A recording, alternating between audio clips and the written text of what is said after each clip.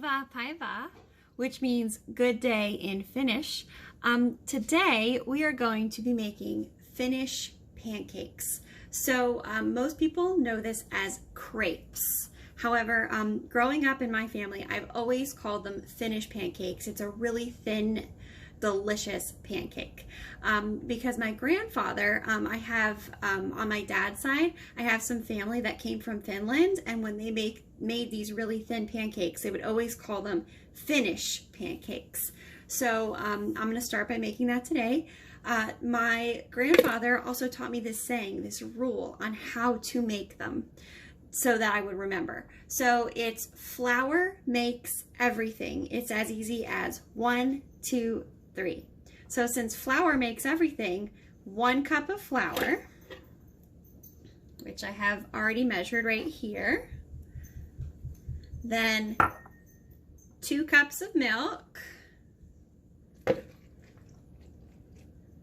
and then 3 eggs. So 1, 2, and 3. And then all you have to do is whisk it all together. So it's really, really easy to make, and it's really great if you don't have regular pancake mix at home and you have some of these basic ingredients. This is all you need, and you just make sure everything's combined, you whisk it together, and I can show you guys the batter when I'm all done. And then we're gonna go over to the stove and we're gonna make one of these. They're really super delicious. A lot of people serve them with, sometimes as a dessert. I know my younger sister, Nicole, she loves putting like Nutella, like some chocolate in there, and she'll put strawberries in there. That's delicious. Me personally, I love to eat them like regular pancakes, and I'll just put syrup on them. So yummy. But there are so many ways that you can serve these and have these. You can really put on whatever topping that you like. Also, you could easily look it up on the internet. You could search crepes, or you could search Finnish pancakes and search toppings and see if you can get any ideas for what to put. So it's about finished, I think, like combined. It's kind of a thin batter because the pancakes are going to be really thin. So it might look something like this. So we're going to head over to the stove and fry one of these up in the pan. So now we're at the stove, and I already have the pan heated to about medium heat. I put just a little bit of butter, not even half a tablespoon. I like to use a spatula to spread it around a little bit. Okay. Pour the batter in so that it fills up the pan. There we go. All right, we're gonna let that sit and cook a little bit. It should be super quick because of how thin these are. I can already see kind of like the edges popping up. Let me see if I can show you.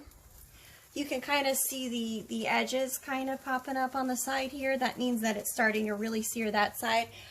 It won't be long before I'll need to flip it because they really don't take long. You don't want to like burn or overcook them. But, you know, I still have more batter, so I can always make more.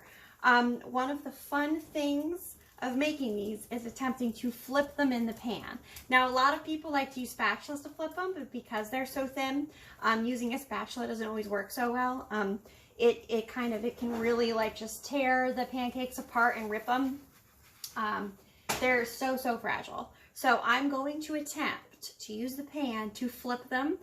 Sometimes it works out, and sometimes I just completely ruin the pancake. So we're gonna go ahead and give it a try. All right, let's see. Oh, that was a nice one. Okay, so this is about what it looks like right now on this side, which is about right. Might be slightly overcooked depending on how you like your pancakes, but that was a nice flip there.